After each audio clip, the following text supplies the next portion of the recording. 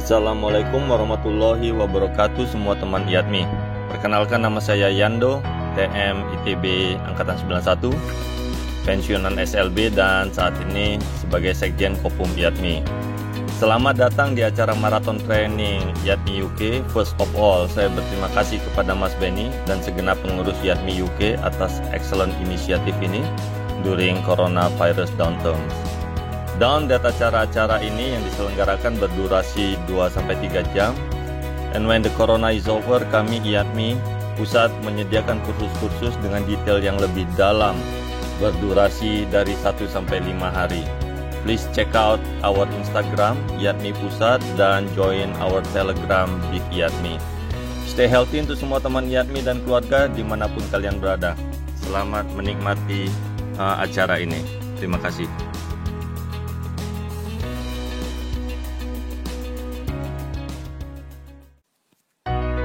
Halo teman-teman semua, saya Ngurah Beni Setiawan, Ketua IATMI UK. Selamat datang di acara Marathon Sharing Session IATMI UK yang akan menghadirkan 13 kelas singkat selama 60 menit per hari, 30 hari ke depan, bersama teman-teman terbaik saya. IATMI UK berupaya memberikan yang terbaik untuk kita semua. Jadi mari manfaatkan kesempatan ini untuk menjalin kerjasama, bersinergi, dan berkolaborasi untuk Indonesia. Selamat berdiskusi, tetap sehat, dan selalu jaga kesehatan. Salam sinergi, IATMI UK.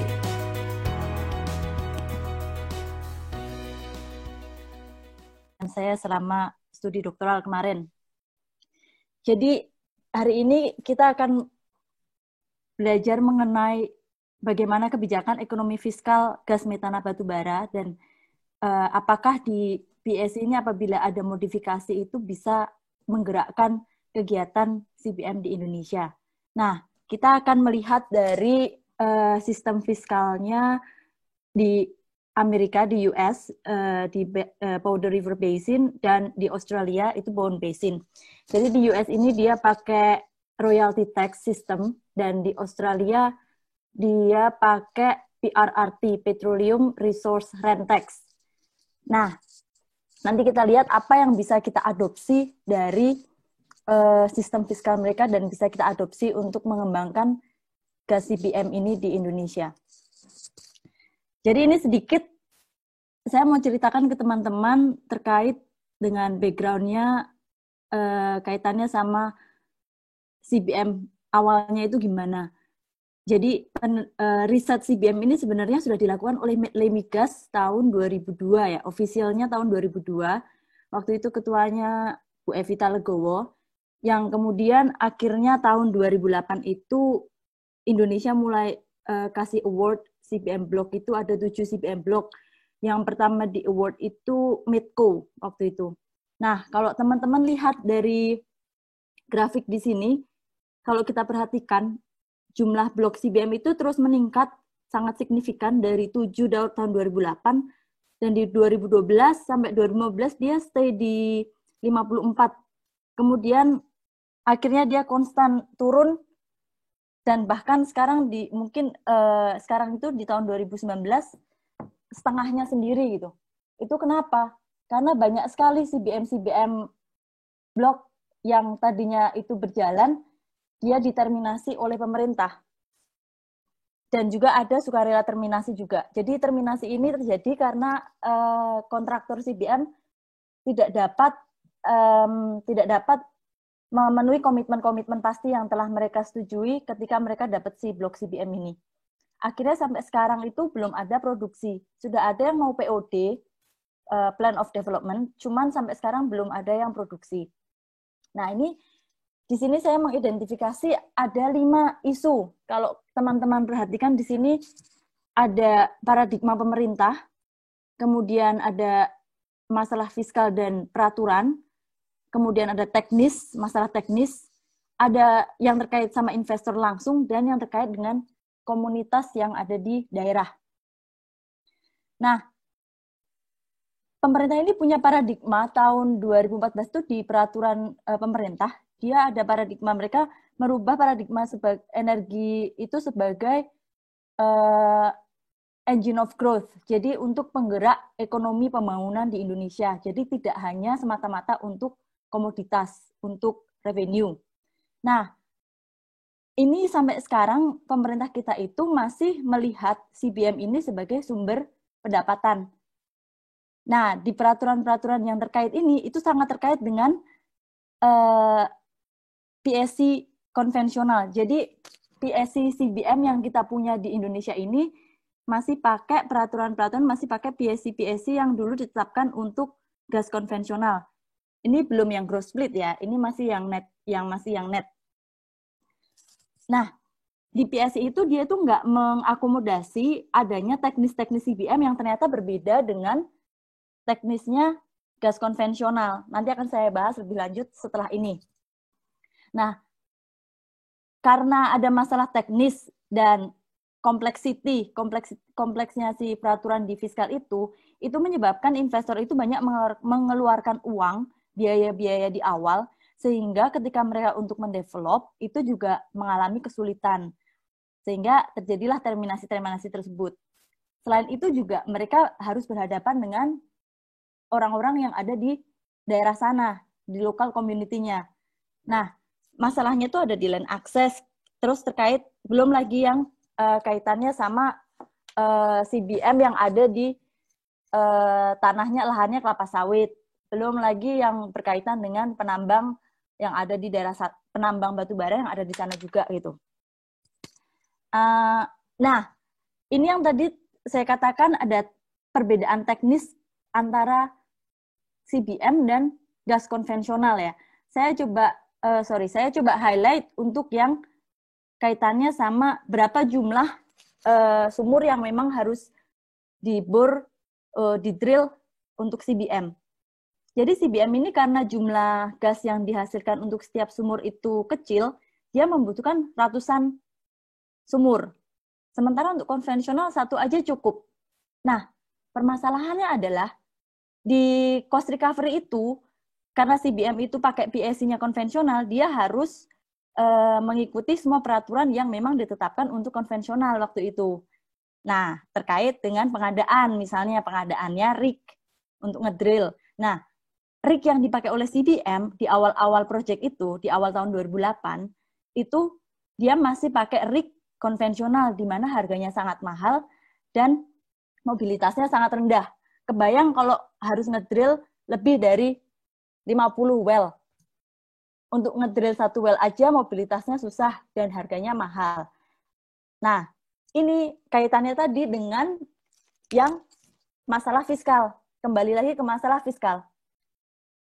Nah, sekarang gini, apakah pemerintah itu masih mau melihat CBM ini sebagai sumber pendapatan, atau sebenarnya itu bisa menggerakkan kegiatan ekonomi di Indonesia kaitannya dengan lokal komunitas ini?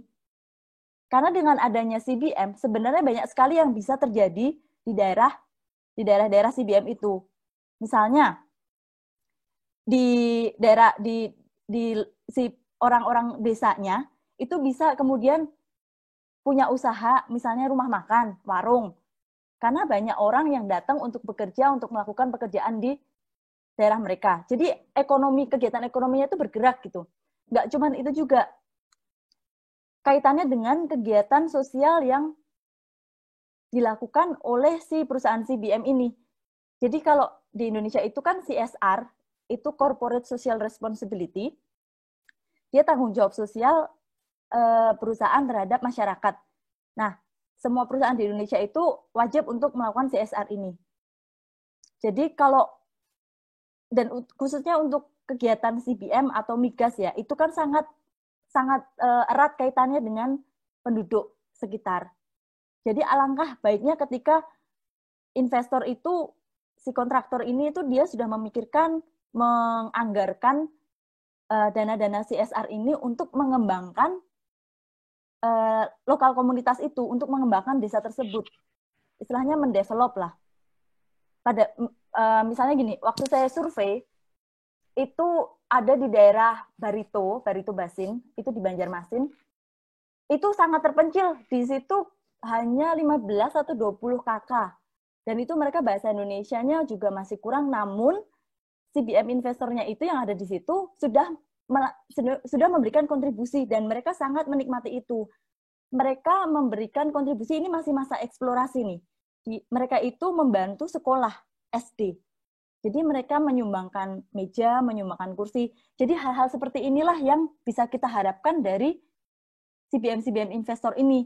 Memang mungkin tidak memberikan langsung revenue kepada pemerintah, tapi bayangkan apa yang bisa diberikan oleh investor-investor asing ini ketika mereka melakukan proyek tersebut dan membantu membangun daerah di mana dia berada gitu. Secara nggak langsung kan pemerintah ini punya tangan-tangan yang tersebar di seluruh pelosok Indonesia ya. Katakanlah nggak cuma untuk CBM lah, tapi itu bisa membangun daerah-daerah yang mungkin tidak bisa secara langsung pemerintah sentuh gitu. Nah di sini investor juga dapat apa di sini? Satu, corporate financial performance mereka juga meningkat. Kenapa? Karena mereka bisa paling tidak mengurangi resiko adanya biaya-biaya sosial yang tidak terprediksi. Kalau masyarakatnya happy, insya Allah, kalau misalnya masyarakat happy, kita berpikiran bahwa masyarakat akan mendukung, logikanya masyarakat akan mendukung kegiatan eksplorasi yang ada di daerah tersebut gitu. Nah, dengan adanya dukungan dari masyarakat, otomatis kegiatan juga akan berjalan dengan lancar. Nah, di situ biaya-biaya sosial yang tidak terprediksi itu akan lebih kecil resikonya, sehingga dia bisa menganggarkan dan dia bisa memproyeksikan istilahnya keuangan mereka. Nah, pada akhirnya itu juga akan membuat si perusahaan itu bertahan lebih lama, sustain. Nah, kaitannya sama masyarakat, apa yang masyarakat dapatkan? Yang masyarakat dapatkan, ya itu tadi, pembangunan yang mereka dapat nikmati dari CBM investor ini. Masalahnya sekarang adalah CBM ini tuh is dying gitu, dia tuh udah mau mati gitu. Bahkan udah banyak yang diterminasi gitu. Nah, mungkin belum terlambat atau sudah terlambat. Kaitannya sama teknis tadi itu dan kaitannya sama fiskal. Nah, di sini kita akan melihat apa sih yang dilakukan oleh Amerika dan Australia. Sistem mereka itu gimana sih di sana? Sehingga apa yang bisa kita pelajari dari Amerika dan Australia untuk bisa menggerakkan kegiatan CBM di Indonesia. Ini agak sedikit teknikal ya. Ini skema, saya akan memperlihatkan skema PSC, terus royalty tax, ini yang di Wyoming, State of Wyoming, karena Powder River Basin ini lokasinya di Wyoming. Kemudian saya juga akan membandingkan dengan PRRT system ini yang ada di Bowen Basin yang ada di Australia. Tadi itu yang karena technical masalah sumur, kan tadi saya bilang ngedrillnya itu harus pakai rig konvensional. Padahal di CBM itu sebenarnya dia bisa pakai rig tambang. Kalau nggak salah 2016 itu pemerintah baru memperbolehkan untuk perusahaan CBM mulai pakai rig tambang. Tapi sebelumnya mereka harus mengeluarkan biaya yang cukup besar untuk rig konvensional. Di mana biaya sumur di Indonesia itu sekitar 2 juta sampai 2,5 juta itu per sumur. Sementara di Australia dan di Amerika, itu di Australia itu sekitar 400 sampai 600 ribu dolar per sumur, dan di Amerika itu 200 sampai 250 ribu dolar per sumur. Jadi bedanya sangat besar sekali. Itu kenapa? Karena lagi-lagi di Indonesia tuh dia harus mengikuti PSC, dan PSC-nya itu masih pakai PSC konvensional. Bedanya cuma di split. Jadi kalau PSC gas konvensional itu 70-30. Nah, PSC di CBM ini 55-45. Jadi pemerintah dapat 55, investor dapat 45. Oh, tambah ya. Ada tambahan 15% lah ya. Jadi waktu itu lumayan menarik gitu. Nah, tapi karena cost recovery itu tadi, dia harus comply, dia harus mematuhi peraturan atau prosedur di cost recovery, contohnya yang masalah rig tadi, sehingga mereka mau nggak mau harus keluar duit untuk yang rig konvensional itu tadi. Nah, sementara kalau di di royalty tax ini, dia nggak ada nih. Dia nggak ada, karena memang dia nggak pakai skema cost recovery. Jadi ya investor yang bertanggung jawab untuk menentukan pakai rig tambang dan berapa teknologi apa yang mereka gunakan. Sama halnya dengan PRRT. Kalau teman-teman perhatikan di sini, dia cuma ada royalty dan tax. PRRT ini cukup besar, angkanya 40%. Dan dia hanya dibayarkan ketika dia produksi dan dia mendapatkan profit. Profitnya setelah semua deduction, semua pengurangan-pengurangan, development cost, exploration cost, sama decommissioning.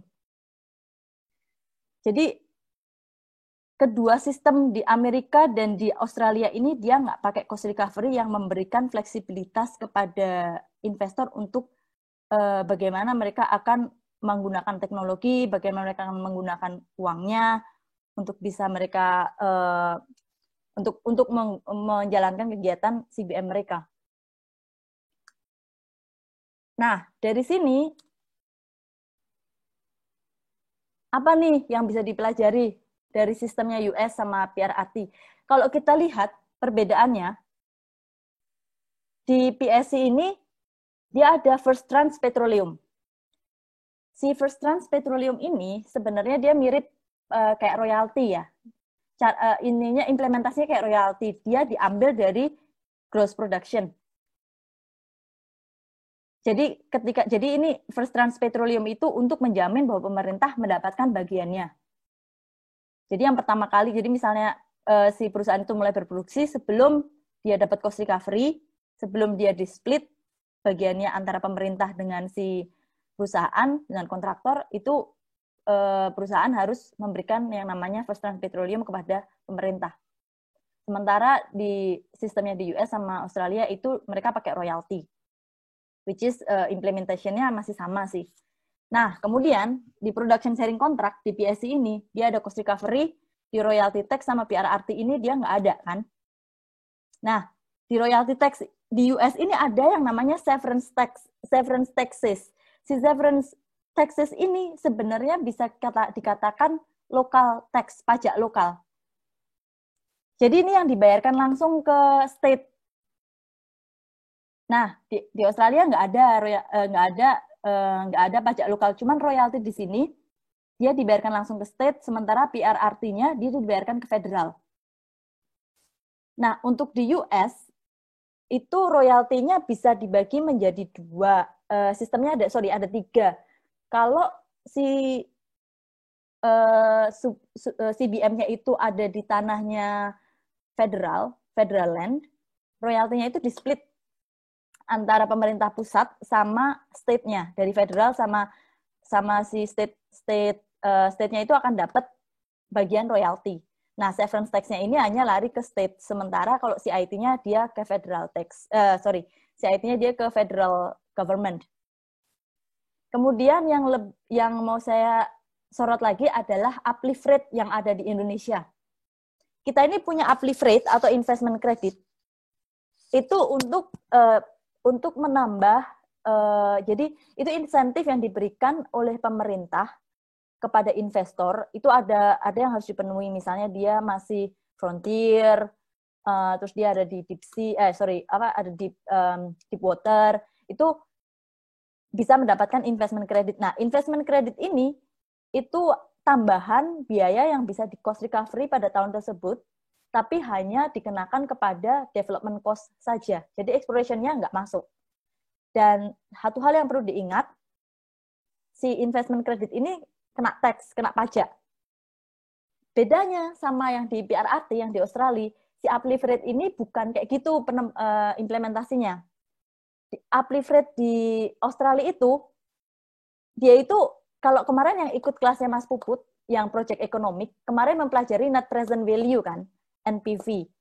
Nah, kalau yang di uplift rate-nya Australia, kebalikannya, dia meng-carry forward dan di compound. Jadi dia mem-future value-kan nilai exploration cost ke tahun-tahun berikutnya. Jadi ketika eksplorasi kan belum ada produksi tuh. Biaya-biaya eksplorasi itu di carry forward kan ke tahun berikutnya. Nah, ketika dia di carry forward ke tahun berikutnya, dia di compound. Jadi dia di future value kan pakai rate yang ditentukan oleh pemerintah Australia. Nah, terus dari royalty tax sama PRRT ini apa nih yang bisa kita adopsi untuk di PSC? Saya nggak akan memberikan ide bahwa mengubah PSC secara keseluruhan, tapi mekanisme dari si terms yang ada di US dan yang ada di Australia itu gimana sih mekanismenya itu yang kita bisa adopsi dan kita bisa contextualize ke kondisi kita di Indonesia. Nah, ini temuan yang pertama. Ini sangat terbuka diskusi ya dengan teman-teman karena ini masih banyak yang bisa diteliti setelah hasil dari penelitian ini, masih banyak yang bisa dilihat. Misalnya dampak ekonominya, bagaimana itu dampak dalam perhitungan ekonominya itu masih harus diteliti. Jadi masih banyak sekali hal-hal yang bisa dibuka lebih dalam lagi. Nah, ini saya hanya memberikan ide, membagikan sebenarnya kita bisa loh melihat dari royalty tax yang ada di Amerika dan PRRT yang ada di Australia. Nah, ini yang pertama yang bisa kita pelajari itu dari mekanisme pembayaran royalti yang ada di Federal Land. Jadi kalau CBM-nya di Federal Land, yang tadi saya sebutin itu, si royaltinya itu dibayarkan ke federal dan ke state. Nilainya itu nggak, ya 12,5% itu masih dibagikan ke 48%-nya ke state. Jadi daerah lokal lah, katakanlah kita berpikir apabila kita mau mengadopsi sistem ini, kita berpikir bahwa ada pembayaran langsung royalti yang diterima oleh Pemprov, pemerintah provinsi atau Pemda. Jadi si orang lokalnya, pemerintah daerah itu dia bisa menikmati langsung hasil dari si perusahaan CBM itu. Dan itu bisa digunakan untuk membangun daerah mereka. Itu yang pertama. Yang kedua apa lagi? Pajak lokal. Nah, udah pasti yang namanya proyek CBM itu kan pasti ada di daerah yang terkadang terpencil ya. Nah, pajak lokal ini bisa kita adopsi, kita bisa lihat bagaimana mekanismenya, sehingga bisa memberikan kontribusi langsung kepada pemerintah daerah dalam bentuk revenue itu tadi, untuk membangun sektor-sektor di tempat-tempat yang memang tidak terjangkau atau hanya sedikit mendapatkan atau belum tersentuh oleh pemerintah. Severance tax itu nggak harus angkanya besar, nggak harus persentasenya besar, tapi paling tidak ada jumlah pembayaran yang bisa diterima oleh pemerintah daerah itu tadi. Nah, kalau yang CIT itu udah pasti langsung bayar ke pemerintah pusat. Jadi kalau pemerintah pusat mah udah pasti dapat CIT itu pajak pendapatan perusahaan. Udah pasti dapat dari situ gitu. Nah, kemudian yang ketiga itu yang dari uplift rate si Australia punya. Tadi yang uplift rate yang saya jelaskan di Australia itu adalah dia mengcompound, dia memfuture value kan biaya-biaya eksplorasi. Nah, di sini yang kita bisa pikirkan bagaimana kalau sebenarnya yang di future value kan itu adalah biaya-biaya sosial yang digunakan untuk membangun desa atau membangun daerah tersebut gitu. Jadi itu pada saat masa eksplorasi itu bisa mendorong investor-investor ini untuk melakukan kegiatan-kegiatan yang membangun daerah-daerah lokal itu. Kembali lagi kepada paradigma pemerintah. Apabila para pemerintah itu benar-benar mengimplementasikan paradigmanya di mana energi itu untuk sebagai penggerak ekonomi Indonesia gitu. Itu kan secara nggak langsung sebenarnya investor ini bisa berkontribusi kepada pembangunan Indonesia di daerah-daerah tersebut gitu. Ya lewat CSR, lewat tadi ada pajak lokal, lewat tadi ada FTP, itu sebenarnya bisa membantu pemerintah secara nggak langsung dia membangun Indonesia gitu. Dia punya tangan-tangan di daerah-daerah terpencil lewat investor-investor tersebut. Jadi tadi uplift rate yang diimplementasikan kepada biaya-biaya sosial. Berikutnya, ini terkait dengan cost recovery prosedur. Bukan berarti kita menghilangkan cost recovery 100%, karena kita masih pakai yang namanya skema PSC, di mana cost recovery itu menjadi bagian yang unik dari PSC. Kalau nggak ada cost recovery, udah bukan PSC namanya. Oh, beda lagi sama gross split ya. Jangan dicampurkan. Nah, di sini kita bicara yang belum gross split. Nah, si cost recovery ini apa yang bisa dilakukan? Itu setidak-tidaknya karena kita sudah banyak belajar dari tahun-tahun sebelumnya, pemerintah sudah banyak belajar dan investor juga sudah mulai banyak belajar mengenai CBM. Itu alangkah baiknya apabila ada fleksibilitas di dalam prosedur cost recovery, misalnya terkait pengadaan dan terkait hal-hal yang lain yang memang teknisnya CBM itu mengakomodasi teknis-teknisnya CBM dan kondisi CBM kita di Indonesia ini. Dan kemudian dengan adanya fleksibilitas ini diharapkan akan lebih efektif dan efisien dari segi biaya dan waktu. Dan yang terakhir, karena menjadi lebih efektif dan efisien, diharapkan bahwa investor itu dia bisa memanage biaya-biaya dan bisa memanage project timeline tersebut. Jadi mereka bisa mengatur kegiatan-kegiatan mereka dengan cost yang sangat minim atau efisien, dan mereka mencapai tujuan-tujuan mereka juga, di mana dia mendapatkan profit dan dia juga bisa membangun Indonesia. Nah, yang terakhir ini dari PRRT, ada yang namanya ring fence policy di PRRT. Nah, di Indonesia juga ada nih ring fence policy. Ring fence policy ini kebijakan di mana pemerintah itu mengizinkan atau tidak mengizinkan. Dalam hal ini kalau ada ring fence policy, artinya biaya-biaya eksplorasi di satu field itu tidak bisa di net off-kan atau tidak bisa di combine ke biaya-biaya yang berproduksi. Jadi kan kalau di migas ini kan nggak semua sumur pasti berisi ya, maksudnya nggak semua sumur itu proven ya.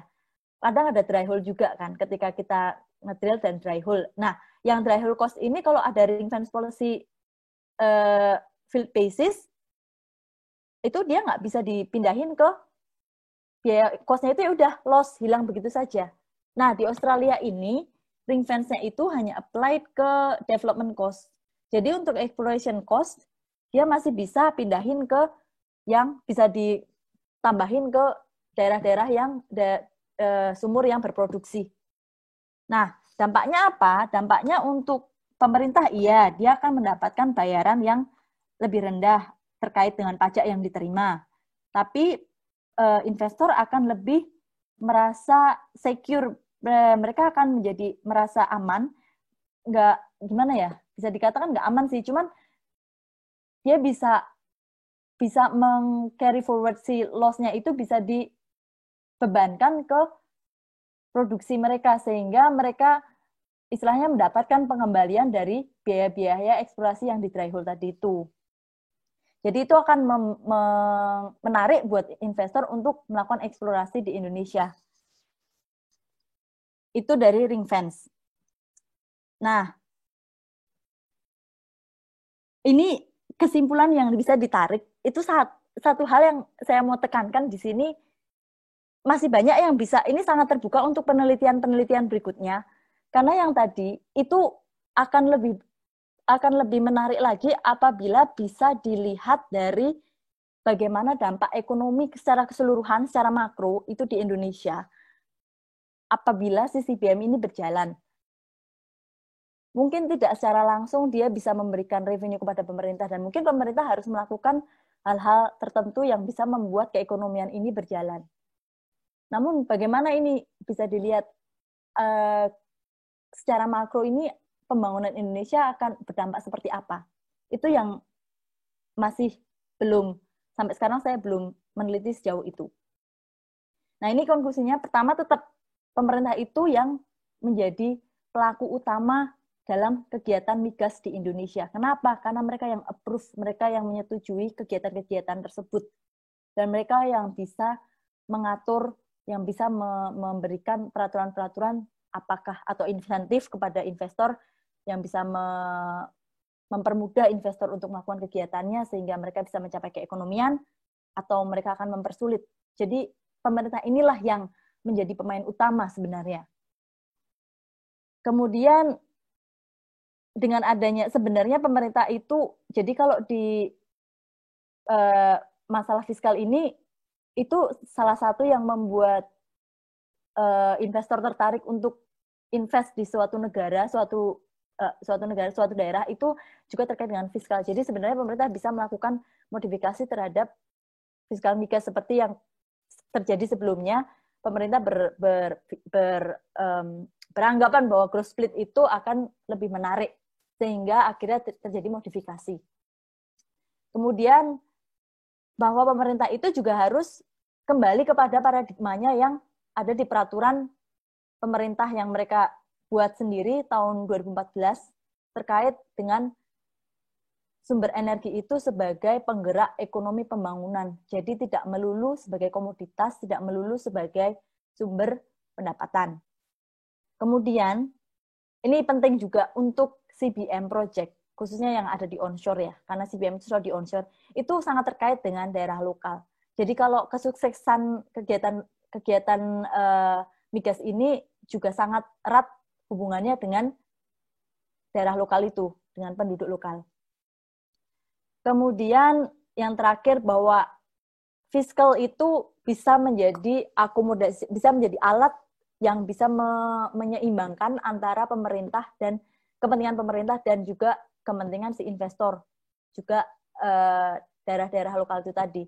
Nah, dari sharing yang saya berikan ini, kalau ada teman-teman yang mau berdiskusi lebih lanjut, apabila tidak memungkinkan waktunya, itu bisa kirim email nanti ke saya, atau boleh di WA. Ini untuk diskusi lebih lanjut. Saya sangat terbuka untuk diskusi terkait dengan hal ini.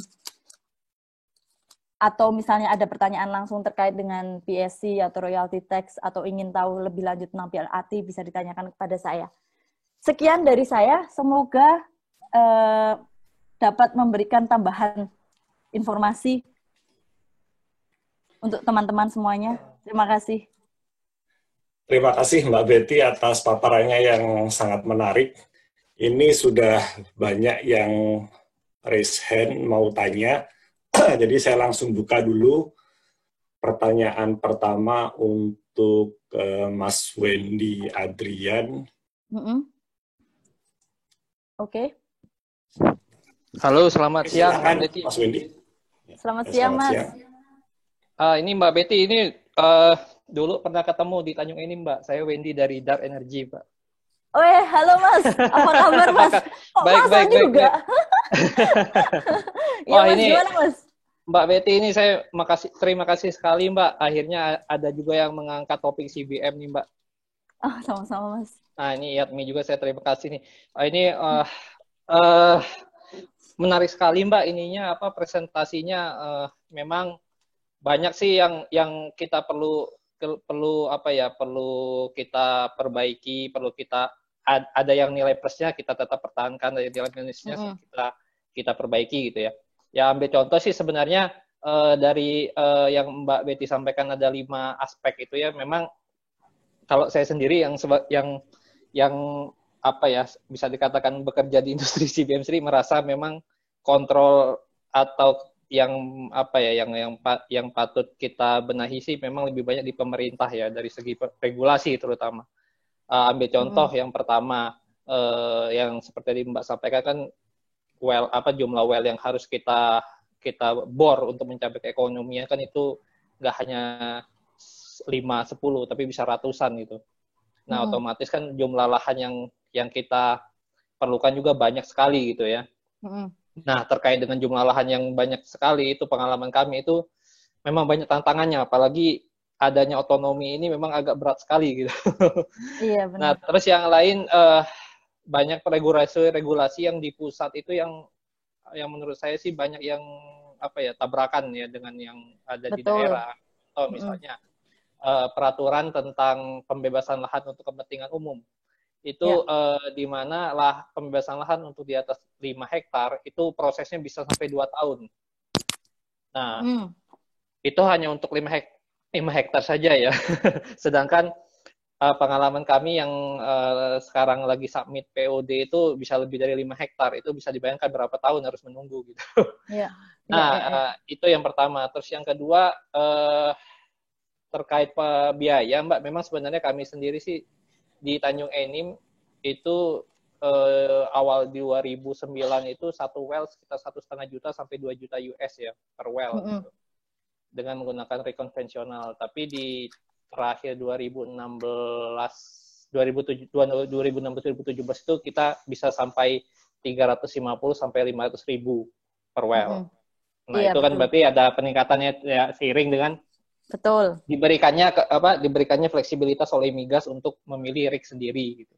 Ya. Nah, itu memang yang seperti tadi Mbak sampaikan memang harus ada pembenahan, terutama ya tidak harus pakai rig konvensional selama istilahnya faktor safety dan lain-lainnya bisa dipertanggungjawabkan itu, Mbak. Nah, ini pertanyaan Betul. saya ya, Mbak. Ini kalau di Mm-mm. Amerika itu kan memang mereka tax and royalty ya. Tax and Mm-mm. royalty. Betul. Nah, dengan sistem konsesi, Mbak ya. Jadi kalau misalnya ada pemilik lahan dengan perusahaan yang mau melakukan CBM itu bargainingnya gimana, Mbak ya? Kalau boleh tahu, Mbak. Mungkin itu aja, Mbak, dari saya, Mbak. Bargaining untuk CBM Block di Amerika ya? Ya, untuk apakah bagi hasilnya seperti apa gitu, keuntungannya seperti apa gitu, Mbak. Kalau untuk kaitannya sama bagi hasilnya itu langsung dia cuman jadi kalau di royalty tax itu kayak misalnya si CBM-nya ini ada di tanahnya federal, tanahnya pemerintah pusat gitu ya. Bagi hasilnya dia langsung di atas Mas setelah produksi itu, setelah ada biaya setelah dikurangi biaya-biaya sampai di dikeluarin biaya-biaya untuk si gasnya itu siap di delivery, itu langsung dibagikan royalti. Jadi si investor langsung bayar royalti ke federal, pemerintah pusat dan ke pemerintah state itu tadi. Lokal sama pusatnya mereka langsung dapat royalti. Nah, kemudian setelah itu sisanya ya udah mereka jual. Terserah mereka dari sales agreement-nya itu mereka mau jual kemana atau sudah ada pembelinya. Nah, itu terserah dari investornya. Kemudian bagi hasilnya yang untuk ke si pemerintah lagi ya tadi itu pajak lokal sama pajak yang ke pemerintah pusat. Jadi itu Mas bargainingnya. Cuman bedanya tuh kalau di Amerika itu karena dia nggak ada cost recovery ya. Jadi makanya mereka bisa menekan biaya yang terkait dengan yang itu tadi. Rig, terus biaya-biaya di watering segala macam. Karena teknologi yang memilih mereka selama HSE-nya, safety-nya itu tetap dipertimbangkan, tetap mematuhi peraturan yang ada di sana terkait lingkungan. Nah, selama itu masih dipenuhi, mereka diberikan kebebasan untuk memilih rig. Sementara kan kita dulu enggak ya Mas ya. Dulu itu kita diwajibkan untuk pakai rignya konvensional. Baru tahun 2016 itu diizinkan untuk pakai rig tambang. Akhirnya bisa turun kan ke 200 sampai 300 ribuan. Which is very good gitu. Nah itu tadi. Jadi sebenarnya ya karena kepemilikannya tadi itu langsung ke si investor, dia bebas untuk menjual hasil gasnya itu setelah pembayaran royalti ke pemerintah. Terus profitnya nanti bayar pajak ke pemerintah pusat. Itu tadi. Gitu. Makasih Mas Wendy. Oke, makasih Mbak Betty atas jawabannya. Saya lanjut ke pertanyaan kedua oleh Francesco Reddy. Oke, ya, terima kasih, Bung. Selamat pagi dan salam dari Moskow. Saya Reddy. Selamat pagi. Saya Terima kasih banget Mbak Betty atas presentasinya. Ini merupakan hal yang baru bagi saya. Yang saya ingin tanyakan itu adalah masalah ini Mbak, ke pasarnya gitu, penggunanya. Tadi kan Mbak Betty sudah bilang kalau di Amerika itu perusahaan yang melakukan penjualan. Bagaimana kalau itu diterapkan di Indonesia? Apakah perusahaan yang akan jual juga ke masyarakat atau pemerintah gitu yang ngambil alih itu penjualan itu? Dan yang kedua itu kan daerah CBM itu tadi seperti Mbak Betty ceritakan itu wilayah yang jarang gitu, jarang penduduk tuh biasanya. Pasarnya kemana sih sebenarnya Mbak gitu? Apakah dibangun pipa-pipa yang langsung menuju ke wilayah yang cukup banyak penduduk? Apakah itu menutup tuh biayanya? Atau dilakukan penyimpanan-penyimpanan? Itu aja sih Mbak, masalah ke pasar dan biayanya seperti apa perhitungannya. Ya, terima kasih Mas Francisco atas pertanyaannya. Ini mengarah ke komersialitasnya ya, sangat bagus ini. Jadi gini, kalau kaitannya sama penjualan, kalau di kita itu, tadi saya belum menyebutkan di teknisnya CBM itu, sebenarnya itu kan di kita itu, kita masih membutuhkan bantuan dari pemerintah untuk bisa jalan keekonomiannya. Jadi, dalam penelitian saya ini lebih mengarahkan si CBM ini sebagai tambahan energi untuk daerah-daerah lokal terkait dengan listrik. Mungkin itu untuk saat ini kita masih belum ekonomis untuk bisa ngejual ke pembeli-pembeli di luar sana gitu. Karena harga gas ini kan masih sangat rendah dan itu tidak menutup biaya-biaya yang ada di CBM. Nah, pemikiran yang saya dapatkan setelah melakukan pencarian data pada saat saya sedang tesis itu adalah bahwa pemerintah bisa memberikan subsidi terhadap harga yang mungkin agak berat ya untuk pemerintah memberikan subsidi harga terhadap gas CBM ini. Itu tadi jadi penjualannya saya nggak berani bilang itu saat ini bisa dijual komersialitasnya ke pembeli langsung. Namun itu bisa disalurkan sebagai listrik dan kembali lagi untuk menambah suplai energi di Indonesia. Dan itu secara nggak langsung kan kita mengurangi energi poverty. Kemudian secara nggak langsung juga pemerintah itu sebenarnya memberikan subsidi si harga gas untuk disalurkan ke PLN itu, dia sebenarnya membangun si daerah situ juga secara nggak langsung gitu. Karena dia mendapatkan itu tadi, pembangunan-pembangunan yang dilakukan oleh si investor untuk komunitas lokal. Nah, ini dua poin yang Mas tadi tanyakan itu sangat berkaitan. Jadi ya, saya kan sudah survei itu Mas, yang tadi Mas Wendy ada di sini juga. Saya survei ke Tanjung Enim, saya survei ke Barito, saya survei ke Kutai, dan saya survei ke daerah sentral Sumatera Basin itu di Riau.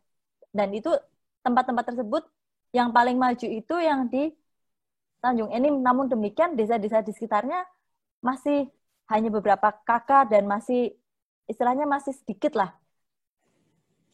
Dan mereka masih sangat kekurangan untuk kaitannya sama listrik itu tadi. Jadi ya, mungkin tidak dijual langsung, namun disalurkan untuk membangun keekonomian yang ada di Indonesia ini. Gitu Mas Francisco. Apakah sudah menjawab? Oke, makasih Mbak Betty atas paparannya. Kita akan beranjak ke pertanyaan berikutnya. Oke, ini siapa Mas?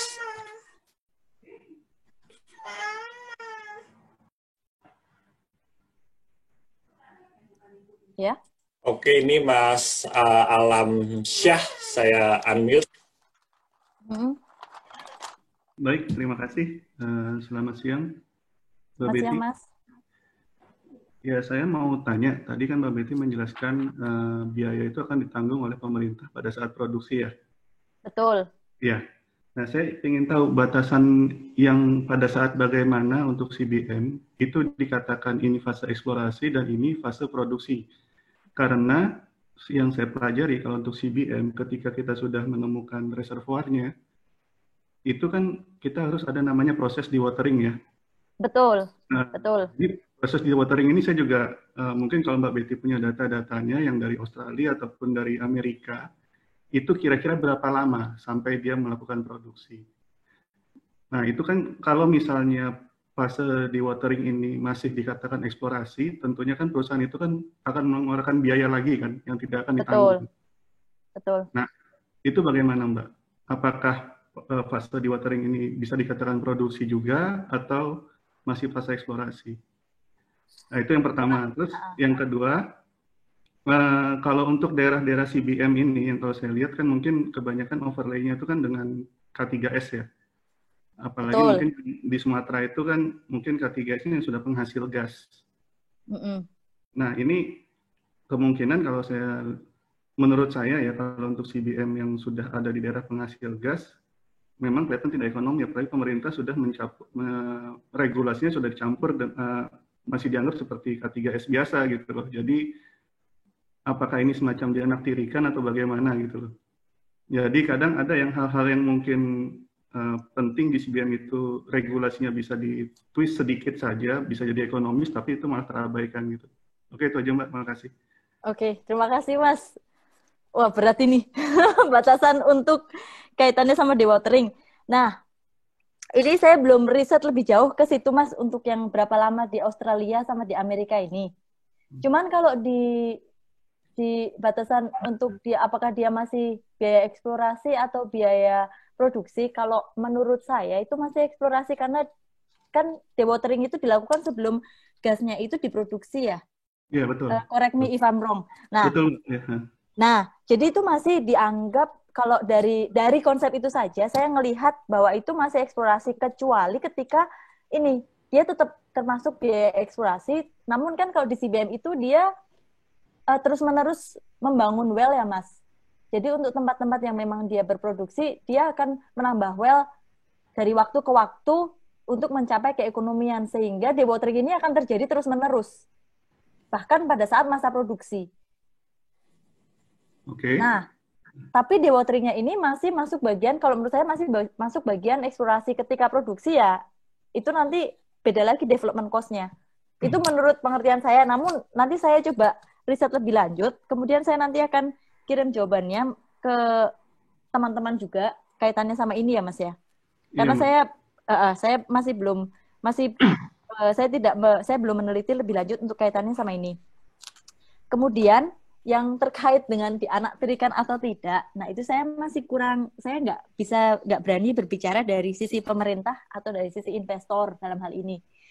Kalau dianaktirikan mungkin iya dan enggak ya, karena di energi mix kita itu CBM itu nggak terlihat ya. Jadi ya mungkin pemerintah melihat mungkin karena gas yang seperti Mas katakan, gas yang konvensional ini memang lebih ekonomis, dan mereka berpikir kembali lagi ke paradigma yang dari pemerintah sendiri tidak laksanakan dengan tepat gitu. Mereka masih berpikir CBM ini bisa menghasilkan pendapatan, dan kalau tidak menghasilkan pendapatan, malah pemerintah itu mengeluarkan biaya, itu nanti resikonya itu di Indonesia itu resikonya dipidana soalnya. Jadi pemerintah itu juga kalau misalnya dia mau memberikan subsidi, apakah benar ini akan membangun atau malah dianggap melakukan korupsi, dipidana nanti karena pemerintah mengeluarkan biaya, karena membuat pemerintah itu rugi gitu. Jadi hal kayak gini yang saya belum bisa cover di sini.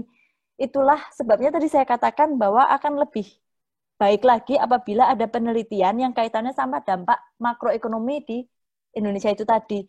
Karena untuk masalah policy ini agak susah ya Mas. Ini suara akademia ini. Jadi mohon maaf untuk ini, saya juga belum bisa menjawab secara tepat kaitannya sama apakah anak tiri atau bukan. Gitu ya Mas ya. Oke, terima kasih Mas. Terima kasih Mbak Betty atas paparannya.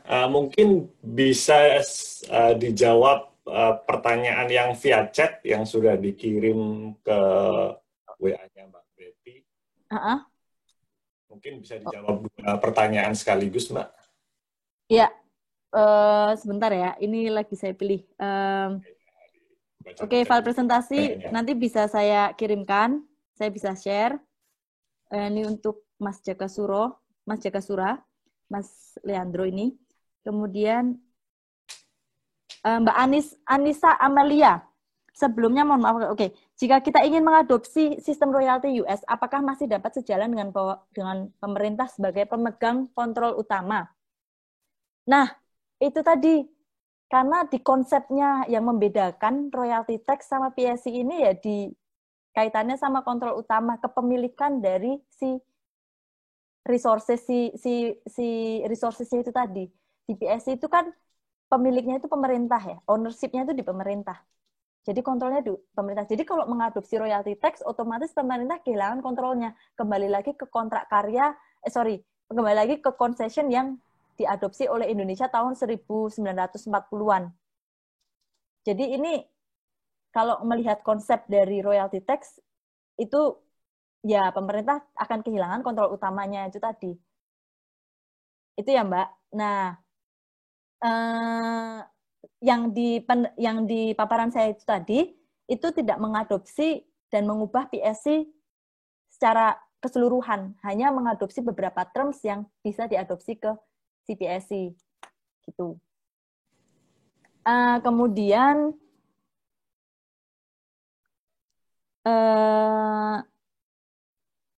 kalau sebuah dari Mas Awidianto Setiawan,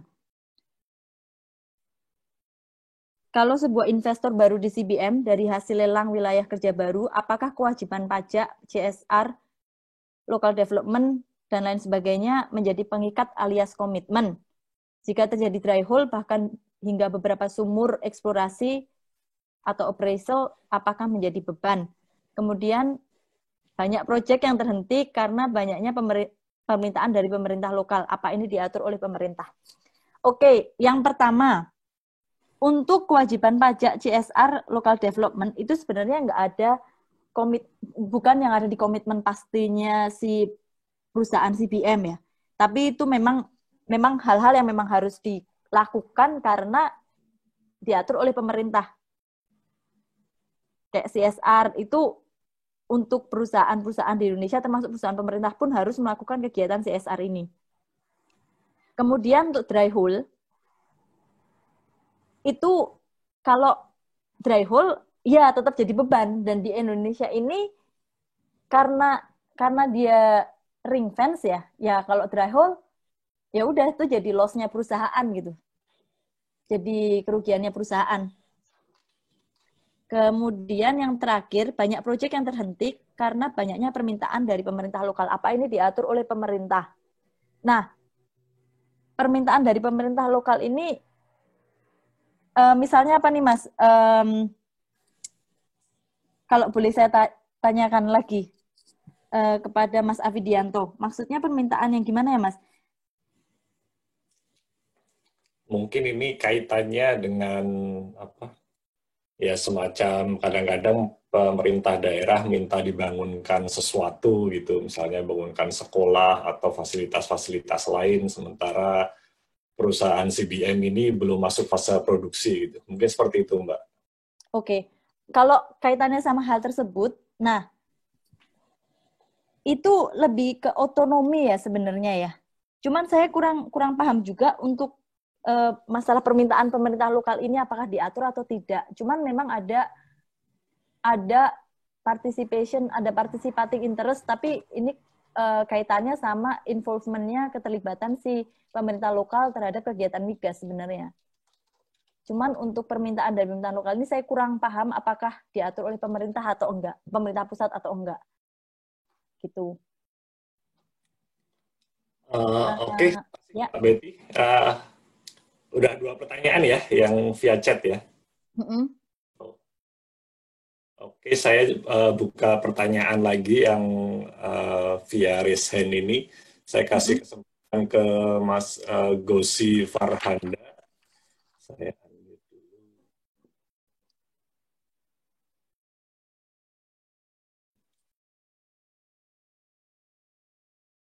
Mas Gozi sudah bisa ini?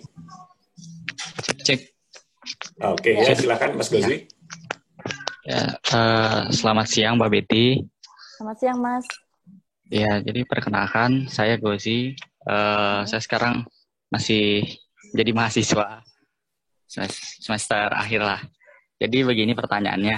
Mantap. Jadi kan untuk saya nih CBM nih masih baru banget ya Mbak ya. Dan setahu saya itu CBM ini kan digolongkan kepada sweet gas dan itu sudah pasti lebih ramah lingkungan. Lalu kenapa pemerintah terkesan memberatkan untuk dari segi investor sendiri kayak gitu? Lalu apakah hal ini juga berkaitan dengan harga jualnya yang mahal seperti geothermal ataukah harganya yang kurang stabil? Dan kalau memang kurang stabil itu, jadi harga CBM ini patokannya seperti apa ya? Kan kalau misalkan gas sama oil and gas itu kan biasanya kan beriringan harganya. Kalau gas turun ya oil juga turun seperti itulah. Dan kalau untuk CBM ini seperti apa? Lalu selanjutnya itu untuk di Indonesia sendiri itu kira-kira sudah sampai mana ya dan sudah berapa banyak gitu yang sudah dikembangkan. Jujur saya belum tahu banget gitu masalah CBM ini. Terima kasih. Oke. Jadi yang pertama, pemerintah terkesan memberatkan CBM investor ini. Padahal CBM ini digolongkan sebagai sweet gas atau gas yang memang ramah lingkungan. Dikenal sebagai gas yang ramah lingkungan. Sebenarnya pemerintah itu kembali lagi Mas, saya kembali lagi mengulang masalah paradigma itu tadi. Pemerintah itu masih melihat CBM ini sebagai sumber pendapatan komoditas. Dan kalau itu tidak menghasilkan, kalau itu tidak memberikan revenue yang cukup besar, itu menjadi berat untuk pemerintah kemungkinan ya, saya tidak mengatakan ini sudah pasti. Menjadi berat untuk pemerintah sebenarnya untuk berfokus kepada CBM ini karena mereka bisa fokus ke hal lain atau gas lain, gas konvensional yang memang biayanya bisa ditekan dan memang hasil produksinya juga lumayan. Dengan satu well saja mereka sudah bisa produksi, mereka sudah bisa ekonomis, ya mereka akan memprioritaskan ke situ gitu. Itu logikanya. Namun demikian apabila kembali lagi ke kalau pemerintah mau melihat itu sebagai penggerak ekonomi ya seharusnya peraturan-peraturan yang memberatkan itu ya akan dihilangkan atau paling enggak dikurangi gitu. Dan memang pemerintah sudah mulai sih di tahun 2016 itu yang mengizinkan menggunakan rig tambang itu tadi. Cuman sampai sekarang memang katakanlah sudah agak terlambat untuk memberikan pengurangan-pengurangan itu tadi ya, untuk meringankan itu karena investor-investor ini udah kadung keluar duit banyak di awal-awal tahun sehingga ya keringanan-keringanan itu ya tidak dapat dinikmati oleh investor-investor sebelumnya. Kalaupun investor baru mau ditarik, itu juga pemerintah harus memberikan jaminan bahwa ada peraturan-peraturan yang jelas. Masalahnya tuh sampai sekarang nggak ada loh peraturan CBM itu semuanya sudah dicabut. Langsung digantikan, di-replace dengan gross split itu tadi.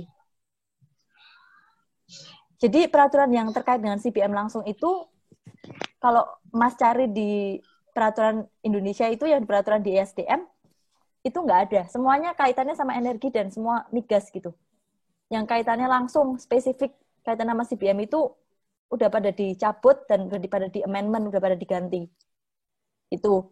Untuk harga, untuk CBM itu, setahu saya, itu ngikutin yang di Indonesia, Mas. Ngikutin gas konvensional, Mas. Itulah sebabnya harga gas konvensional itu kan nggak jadi gini, biaya produksi gas konvensional itu pada saat itu memang jauh lebih rendah daripada biaya produksinya bukan jauh lebih rendah, sorry. Karena produksi satu well-nya itu bisa langsung ekonomis, otomatis biaya bisa ditekan dan memang si investor itu bisa mendapatkan keuntungan dengan harga gas yang diberikan oleh pemerintah. Itu diatur dalam kalau nggak salah Permen nomor 40 tahun 2016 tentang harga gas. Nah, itu diatur di situ. Sementara di CBM, istilahnya angka produksinya itu nggak sebesar angka yang konvensional, namun biayanya besar gitu. Mungkin nggak sebesar, untuk satu sumur nggak sebesar satu sumurnya si konvensional, tapi kalau bersumur-sumur, kalau banyak banget, itu kan jatuhnya jadi besar juga gitu. Nah, itu yang membuat si CBM ini menjadi tidak ekonomis. Jadi untuk harga, Mas, CBM ini masih pakai harga yang diberikan oleh pemerintah. Itulah tadi saya sempat membahas, ada kemungkinan apabila pemerintah bersedia untuk memberikan subsidi, menutup harga selisih antara biaya dan profitnya itu tadi, untuk mendapatkan profit itu tadi. Cuman itu menjadi berat untuk pemerintah untuk memberikan subsidi itu karena nanti kaitannya sama masalah pidana itu tadi. Karena kenapa si pemerintah harus ngeluarin duit untuk investor gitu? Kenapa mereka mau bayar lebih untuk investor? Padahal sebenarnya kalau dilihat dari pengembangan-pengembangan yang bisa dilakukan oleh CBM ini, nggak cuman kaitannya sama gasnya doang, itu bisa nambah supply, itu bisa mengurangi energi poverty, itu bisa memberikan dampak pada masyarakat, seperti itu. Cuman saat ini yang dilihat itu performance indicator-nya itu di uang gitu, di revenue. Itu, Mas. Kemudian yang terakhir, berapa banyak? Sejauh sepengetahuan saya, CBM ini belum ada yang produksi, Mas. Kemarin yang terakhir itu yang sangat berusaha untuk POD, itu yang udah mau POD nih, itu DART, Nu Energi. Tadi Mas Wendy di sini menanyakan, itu Nu Energi ini yang udah mau POD. Itu prosesnya dari tahun 2018, 2019. Dari 2017, kalau nggak salah 2017 Agustus, itu kalau nggak salah mereka sudah memasukkan dokumen untuk POD, udah siap dokumen untuk POD. Namun sampai sekarang saya belum tahu lagi yang terakhir ini apakah sudah di-approve atau belum. Dan itu dari perusahaan sudah menunggu sangat lama sekali untuk kaitannya sama POD ini. Itu kemarin karena ganti ke gross split, pemerintah menginginkan itu hitungan ekonominya diganti ke gross split untuk POD-nya. Jadi ya banyaklah, Mas, birokrasi pemerintah yang memang membuat si CBM ini menjadi tidak layak keekonomiannya, seperti itu. Jadi untuk sampai sekarang memang belum ada yang produksi. Gitu, Mas. Oke, makasih Mbak Betty atas jawabannya. Ini saya akan buka pertanyaan lagi yang sudah raise hand, tapi sebelumnya saya ingatkan ke teman-teman yang masih di sini, jangan lupa tolong diisi surveinya, https://tinyurl.com/evaluasi3. Ini penting untuk perbaikan acara-acara IATMI ke depannya. Oke, sekarang saya buka pertanyaan berikutnya dari Mas Arsyan Hilman. Oke, silakan Mas Arsyan. Ya, Mas. Halo Mbak Betty, apa kabar? Baik, Mas Arsyan, apa kabar? Masih inget ya? Juga rupanya, Mas. Ingat, Mas. Iya nih Mbak Betty, thank you banget nih atas paparannya, sangat menarik. Singkat aja sih Mbak Betty, aku pengen nanya ada 2 pertanyaan. Yang pertama, itu kan study case-nya Mbak Betty kan reference-nya ke US sama ke Australia, di mana mereka itu sebenarnya nggak pakai cost recovery. Bisa nggak Mbak Betty, ada nggak contoh, kalau misalnya ada gitu ya, contoh kasus cost recovery yang CBM di luar sana gitu, dan apakah mereka sukses dengan cost recovery tersebut, atau gimana gitu. Soalnya kan kita tahu kalau Indonesia itu, kayak tadi Mbak Betty bilang ya, dia agak alergi dengan kata royalti ya kan, pemerintahan kita. Jadi, memilih cost recovery dan alihkan namanya royalty jadi FTP ya kan, First Tranche Petroleum gitu. Itu first question. Second questionnya adalah ya terkait dengan growth split nih Mbak. Untuk pandangan Mbak Betty gitu ya, kan kalau untuk sekarang oil and gas kita tahu bahwa untuk yang konvensional itu bisa dikasih 2 pilihan ya, growth split ataupun cost recovery gitu kan. Kalau misal untuk CBM ini kira-kira in near future ataupun ke depannya gitu akan diadopsi hal yang sama kah gitu? Kalau pandangan Mbak Betty seperti apa? Mungkin itu aja, sekian dari saya. Makasih banyak Mbak Betty. Sama-sama Mas Arsyan. Terima kasih Mas pertanyaannya. Jadi yang pertama, iya ada Mas yang mengaplikasikan PSI ini untuk CBM di Cina, Mas. Makanya yang dari dan setahu saya ini sukses sih Mas. Mereka maju sih CBM-nya. Cuman saya belum baca lebih lanjut untuk yang PSI di Cina ini, Mas. Cuman saya tahu Cina pakai PSI untuk CBM mereka. Dan mereka memang sudah pas saya tuh interview kemarin itu ada partisipan yang memang istilahnya geologisnya memang bosnya dari Cina gitu, karena mereka tahu gitu gimana sebenarnya harus melakukan si CBM ini gitu. Jadi karena Cina itu memang mereka sudah berpengalaman di CBM dan mereka pakai PSC juga. Itu yang untuk yang pertanyaan nomor 1. Untuk yang growth split PSC, sebenarnya si growth split ini tuh sekarang udah diterapkan untuk semua jenis hidrokarbon. Jadi termasuk CBM itu sudah kalau ada kontrak baru ya mereka akan pakai growth split PSC atau mereka bisa memilih ke net PSC juga gitu. Jadi ada pilihan juga untuk, setahu saya sih sejauh sepengetahuan saya itu growth split PSC ini nggak cuma untuk konvensional tapi untuk semua jenis hidrokarbon produksi yang di Indonesia. Gitu ya Mas ya. Terima kasih Mas Arsian. Oke, terima kasih Mbak Betty. Saya akan buka satu pertanyaan lagi yang lewat raise hand. Saya buka kesempatan ke Kevi Rahmadio. Silakan.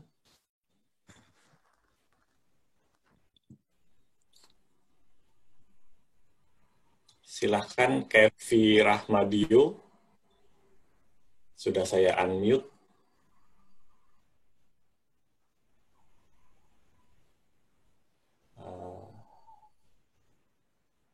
Halo, siapa ini Pak atau Mbak yang harusnya Pak Kevi Rahmadio ya ini. Silakan kalau ada pertanyaan. Atau kalau masih silent, saya berikan kesempatan ke penanya berikutnya, Laode Agung Kurniawan. Silakan, Laode. Oke, masuk nggak Mas? Ya, masuk. Silakan. Oke, ya, selamat siang Mbak Betty. Perkenalkan, nama saya Iwan dari Teknik Perminyakan ITB, misi mahasiswa. Sebenarnya mau tanya tadi yang bahasan imposing severance tax paid to local government, lebih ke FTP mekanismenya. Sebenarnya ada saran nggak sebenarnya berapa persentase buat Indonesia gitu? Kalau misalnya Wyoming tadi kan 12,5 itu buat pusat, terus buat daerah, buat federalnya, terus 48%-nya itu buat state government. Kira-kira kalau misalnya di Indonesia kira-kira berapa? Dengan mempertimbangkan tadi ada saran dari Mbak Betty masalah uplift rate yang itu bisa digunakan untuk biaya-biaya sosial. Ya. Kira-kira gimana Mbak? Oke. Yang pertama kaitannya sama local tax ya, severance tax ya Mas ya. Jadi untuk yang severance tax, untuk kaitannya sama percentage-nya, itu saya belum melakukan penelitian lebih lanjut berapa percentage yang selayaknya diberikan kepada pemerintah lokal, pemerintah daerah. Memang akan sangat kecil karena kalau itu angkanya sama seperti angka pajak yang dibayarkan ke si pemerintah pusat, itu akan sangat memberatkan investor. Kenapa? Karena si severance tax ini dibayarkan setelah royalti. Jadi setelah royalti, dia masih harus bayar pajak sebelum mengurangi beban-beban yang lain. Nah, si income tax yang diterima oleh pemerintah pusat itu setelah beban-beban yang itu tadi. Nah, kalau local tax ini, dia dibayarkan setelah investor itu bayar royalti. Sehingga kalau persentasenya besar, 10% gitu, itu kan sudah cukup besar ya. Itu akan sangat memberatkan CBM investor. Untuk berapa persentasenya, saya belum neliti mana yang paling tepat untuk kondisi Indonesia saat ini. Kemudian yang kaitannya sama uplift rate. Jadi gini, kalau uplift rate di Australia itu, dia itu kan kalau lagi masa eksplorasi, biaya eksplorasi itu kan istilahnya dia belum kembali ya, dia belum dapat, karena belum produksi, ya dia ngeluarin duit terus. Nah, pada masa eksplorasi, si biaya-biaya ini tuh dibawa ke tahun-tahun berikutnya. Nah, ketika di bawah tahun ke berikutnya itu, dia di future value kan. Misalnya hari ini, tahun ini dia keluar 100. Misalnya rate uplift rate-nya itu 5%. Berarti tahun berikutnya loss-nya dia itu jadi 105. Ini bukan berarti menambah biaya si investor. Namun ini justru ketika nanti dia mulai produksi, dia sebenarnya akan mengurangi jumlah pajak, jumlah PRRT yang harus dibayarkan ke pemerintah. Karena kan biaya-biaya carry forward ini kan nambah terus ya, karena di future value kan itu tadi. Nah, kalau yang saya bahas tadi itu yang kaitannya sama CSR ini. Jadi, instead of yang dibawa ke, yang di future value kan itu angka eksplorasinya, biaya eksplorasinya, ini fokusin ke semua biaya-biaya sosial yang dikeluarkan oleh investor. Jadi biaya-biaya sosial itu ya mungkin nggak besar, tapi biaya-biaya sosial ini kan untuk membangun si daerah lokal itu. Itulah yang di future value kan yang angkanya nanti akan naik seiring dengan waktu karena time value of money itu tadi. Karena di future value kan misalnya mungkin cuma 50 tahun ini, tahun berikutnya karena di carry forward sampai dia produksi, itu angkanya itu akan meningkat gitu. Dan itu sebenarnya akan membantu si investor istilahnya apa, ketika dia produksi, ya dia mendapatkan pengembalian ini sebelum dia split ke pemerintah. Jadi kembali itu menjadi insentif untuk si investor sebenarnya untuk membangun, tapi untuk membangun si daerah di mana dia berada gitu. Tapi untuk eksplorasi cost-nya ya nggak di uplift, nggak di istilahnya nggak di future value kan, nggak di compound kan gitu. Apakah menjawab, Mas Iwan? Oh, berarti yang di future value kan itu yang development berarti ya, nggak di eksplorasinya. Oh ya, cukup menjawab. Bukan. Sebentar, Mas Iwan, just to correct a little bit. Itu bukan development cost-nya, tapi hanya untuk community development, pembangunan yang terkait dengan sosial, biaya-biaya sosial di daerah tersebut gitu. Oke, Mbak. Makasih, Mbak. Ya, sama-sama Mas Iwan. Oke, makasih atas diskusinya, Mbak Betty. Selanjutnya saya kasih satu lagi ini yang tersisa, Kevi Rahmadio. Silahkan, Kevi Rahmadio, kalau mau bertanya. Tes 1. Ya, masuk. Terima kasih atas kesempatannya. Makasih juga atas sharingnya Mbak Betty. Pengen nanya Mbak, kenapa sih pemerintah tuh nggak merubah sedikit mekanisme yang tadi Mbak bilang seperti tadi, yang kita adopsi dari Australia atau Amerika tadi. Itu kan membuat kalau misalnya kita mengikuti lah apa yang USA atau Australia yang mereka adopsi itu, kan mungkin menarik banyak investor juga untuk datang, karena kan Indonesia kan pemerintah tuh mengatakan mereka tuh kan ingin investor berdatangan ke Indonesia. Namun kenapa pemerintah tuh tetap bertahan dengan peraturan PSC ini, Mbak? Itu aja paling, Mbak. Terima kasih banyak. Oke, sama-sama Mas. Ya itu tadi Mas, kenapa pemerintah masih bertahan dengan peraturan PSC? Dan kenapa kita tidak melihat negara lain apa yang mereka lakukan dengan sistem fiskal mereka? Satu, kaitannya sama konsep PSC yang ownership itu tadi, dan kalau misalnya mereka mengadopt, waktu yang dibutuhkan untuk akhirnya mengubah mekanisme itu akan cukup lama. Namun hasilnya juga ya kan, untuk mengganti sebuah policy, mengganti sebuah sistem fiskal itu tidak cepat ya. Ada penelitian-penelitian sebelumnya, ada kajian-kajian sebelumnya yang harus dilakukan, skenario-skenario yang harus dilakukan oleh pemerintah untuk melihat apakah dengan adopsi ini sebenarnya akan benar-benar menarik investor, dan apakah akan membawa CBM ini ke arah yang lebih baik dan akan membawa istilahnya bangsa Indonesia ini lebih terdevelop gitu. Jadi ini untuk kaitannya kenapa tidak mengadopsi, ya mungkin mereka sudah memikirkan itu sebelumnya tapi buat mereka mungkin kurang worth it, karena ya terkait dengan itu tadi CBM technical, dan memang mereka masih kurang, pada saat itu masih kurang istilahnya expertise yang mengetahui bahwa teknik CBM ini ternyata sangat berbeda dengan konvensional gitu. Tahap pembelajarannya itu sampai dari 2008 sampai 2015-2016 itu mereka baru menyadari bahwa oke, bolehlah ini satu kita kasih nih rig, boleh pakai rig tambang gitu. Jadi untuk mengubah sistem fiskalnya itu nggak akan serta-merta langsung diadopsi. Ini yang tadi saya katakan, ini masih membuka penelitian selanjutnya. Kaitannya sama kebijakan pemerintah nanti, apakah mau mengadopsi atau tidak. Ini masih sangat awal sekali hasil ini yang bisa kita gali lebih dalam apabila kita memiliki data-data yang cukup. Nah, kalau memang nanti hasilnya itu baik untuk pemerintah Indonesia, saya yakin sekali bahwa pemerintah juga mau gitu mengadopsi ini. Tapi pemerintah pemerintah lagi-lagi harus melihat secara pembangunan secara nasional. Jadi dia nggak bisa melihat itu hanya sebagai KPI-nya itu harus diperluas, nggak hanya performance indikatornya itu harus diperluas dan nggak hanya dilihat dari berapa sih revenue-nya gitu.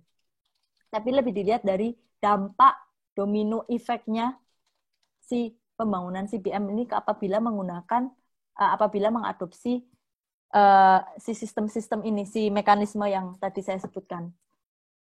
Itu ya Mas ya. Oke, makasih Mbak Betty. Ini ternyata masih ada satu lagi. Saya kasih kesempatan ke Mas Sudirman. Saya unmute. Oke.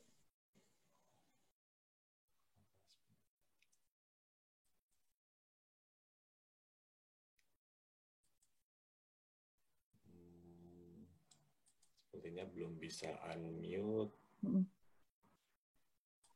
Mas Puput? Ya. Saya boleh ambil satu chat di sini nggak? Iya, silakan sebentar ini mungkin Mas. Oke.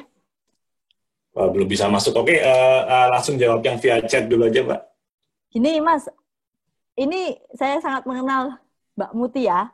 Jadi Mbak Mutia akan sharing sedikit mengenai pengalaman CBM di Sanga-Sanga.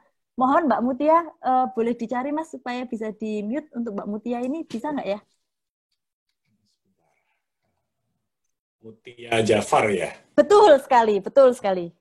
Ini sangat menarik ini. Coba unmute. Silahkan Mbak Mutia, apakah sudah bisa masuk? Hai Mbak Betty. Halo Mbak Mutia. Apa kabar Mbak Dir? Baik. Senang banget bisa ketemu. Terima kasih atas sharingnya. Sungguh membanggakan bisa bertemu di sini. Terima kasih Mas atas kesempatannya.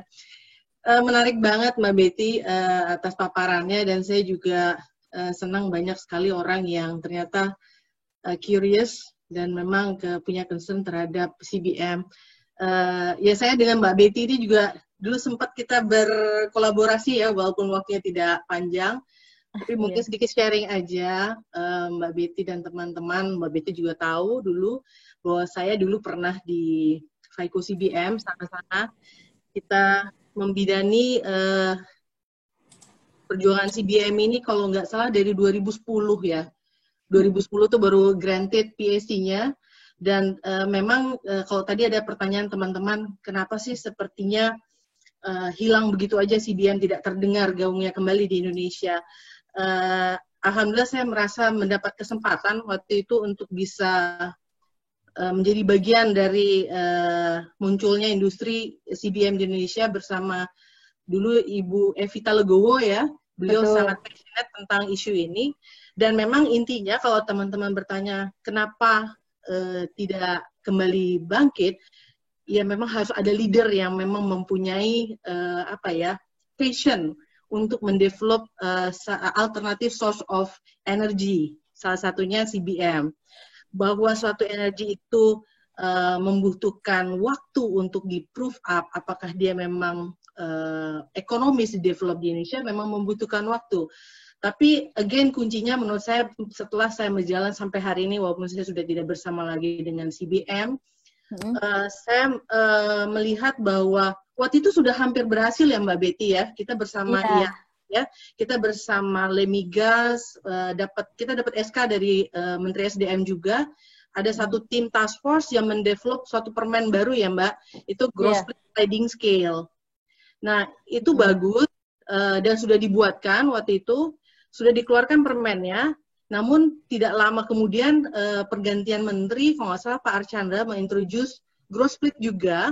Namun ternyata permen CBM yang khusus unkonvensional ini dicabut justru. Padahal sliding scale itu udah yang paling proper.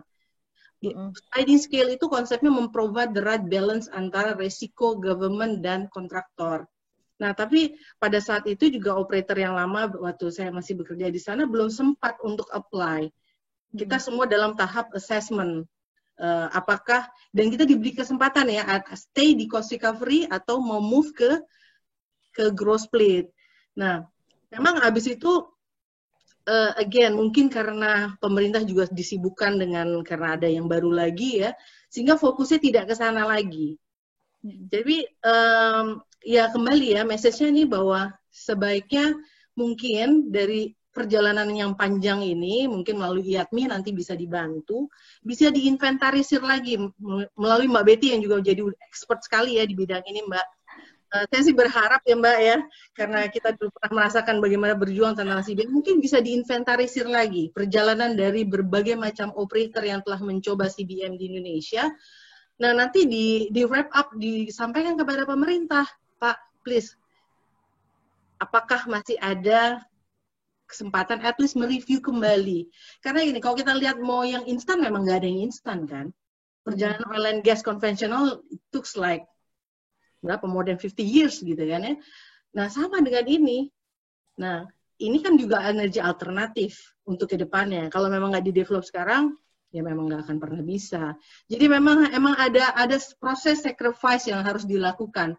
Tapi tidak berarti akhirnya perjalanan itu dihilang dan lupakan begitu aja. Kan nggak mungkin pada saat kita short of energy, dan kita kembali lagi kepada CBM, kan lucu ya, Shell gitu. It's too late gitu. Sementara kita bekerja dengan waktu saat ini. Nah mungkin melalui teman-teman yang sudah expert ini bisa di-remind Mbak Betty melalui bendera IATMI, di wrap up lagi, dikemas lagi, at least melalui data aja. Mengingatkan pemerintah, lihat loh, ini udah banyak effort dari para investor dulu, dan inilah datanya hasilnya. Nah, ini mau dibagaimanakan lagi? Karena kalau kita lihat lagi growth split saat ini, untuk konvensional pun masih challenging. Karena ada wacana, balik lagi nih ke cost recovery. Lihat, sungguh berat kan gitu ya, apalagi untuk bersaing dengan CBM. Untuk mereka mengurus konvensional ini aja sudah sangat challenging. Jadi artinya memang perlu orang-orang yang memang masih punya passion di CBM ini untuk membantu me-wrap up itu semua menjadi suatu ya message lah. Message kepada pemerintah. Nah, terkait komersialisasi, tadi ada pertanyaan juga. Sebenarnya kalau berdasarkan pengalaman yang saya lakukan dulu, kelistrikan. Jadi setuju sekali dengan Mbak Betty, real waktu itu di sana-sana, bagaimana mengkomersialisasi, padahal waktu itu masih eksplorasi. Dan di dalam rezim arrangement yang dulu itu diatur di perbennya bahwa kita ada periode pre-POD ya Mbak.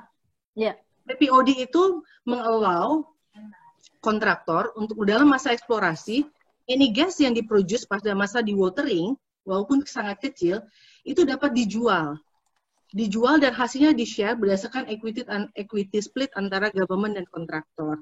Itu sebagai bentuk insentif kepada kontraktor pada masa eksplorasi yang sole cost. Nah, jadi konsepnya bagus dan waktu itu juga sangat-sangat sempat menjual listrik ke PLN dari tahun 2012 sampai 2018. Memang kecil, tapi artinya ini harus ada komitmen pemerintah yang untuk memberikan insentif. Insentifnya tidak hanya berupa terms dari PSC-nya, tapi juga menggait PLN untuk membantu membuat proyek ini menjadi ekonomis. Dan itu juga untuk kelistrikan masyarakat di sekitar area. Jadi very simple, cuma memang membutuhkan tangan pemerintah untuk men-tailor semua pieces ini menjadi satu satu value creation yang terbaik buat negara tentunya. Jadi it is a good example and experience. Memang cuma butuh kembali untuk di-remind pemerintah, dan saya berharap Mbak Betty adalah salah satu yang bisa kita andalkan di sini. Jangan pernah berhenti, Mbak. Terus sampaikan message ini, wrap semua data yang pernah ada di Indonesia agar ya walaupun merangkak tertatih-tatih, tapi saya yakin harusnya kita sudah mulai menghidupkan kembali namanya unconventional, karena conventional is very hard and very expensive right now. The only way at the end of the day nanti kita akan kembali kepada unconventional. And it is all with you. Dengan kita semua tentunya ya. Terima kasih banyak Mbak Betty. Very proud of you. Semoga semakin sukses dengan S3-nya. Sekarang luar biasa sudah selesai. Semoga berkah terus, sukses. Amin. Ya. Amin. Ya. Terima kasih Mbak Mutia. Itu tadi sharingnya sangat bagus. Saya juga mendapatkan banyak informasi lagi. Terima kasih sekali Mbak Mutia. Oke, makasih atas sharingnya Mbak Mutia dan juga Mbak Betty, karena kita udah di penghujung acara, udah hampir 90. Jadi mungkin sesi akan kita cukupkan di sini. Jadi mungkin yang pertanyaan yang belum dijawab, nanti akan kami rekam chatnya, kemudian nanti Mbak Betty silahkan dijawab, kemudian terserah bagaimana mekanisme jawabannya. Kalau yang 2 sesi sebelum ini, kebetulan saya sendiri, saya jawab melalui LinkedIn. Kalau Mbak Betty terserah apakah mau diposting di LinkedIn atau mungkin lewat media lain, itu terserah Mbak Betty. Kemudian saya juga ingin mengingatkan ke teman-teman di sini bahwa besok di jam yang sama kita ada sesi dengan topik pengenalan teknik dan operasi pemboran oleh Mas Eko Yuda dari Norway. Jadi ini pembicara tamu kita dari Norway. Jamnya sama, mulai jam 1 sampai jam 2:30 waktu Indonesia Barat atau jam 7 waktu UK. Jadi silahkan dipantau lagi. Zoom ID-nya masih sama, link-nya juga masih sama. Sekarang kita membuka tanpa perlu pendaftaran, jadi bisa langsung join, waktunya sama. Jadi dalam seminggu ke depan ini, setiap hari selalu akan ada sesi, jadi minggu ini akan sangat padat.